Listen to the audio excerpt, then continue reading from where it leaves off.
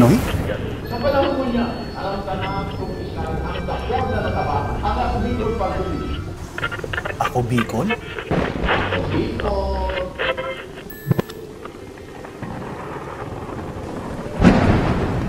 Ako Bicol. Sa dami ng kalamidad na nangyayari sa Pilipinas, kailangan natin ng grupong maaasahan. May paglaom, ang subok na matibay at higit na maaasahan. Ako Bicol Party List. Sa loob ng higit isang dekadang serbisyo, nagpaulan ng patubig at infrastruktura sa Kabikulan ang Ako Bicol. Nagpauran man ng programang pang-edukasyon, pangkalusugan, pangkabuhayan at agrikultura. Inaasahang patuloy na maglilingkod ang partido at dadami pa ang matatabangan sa maabot na panahon.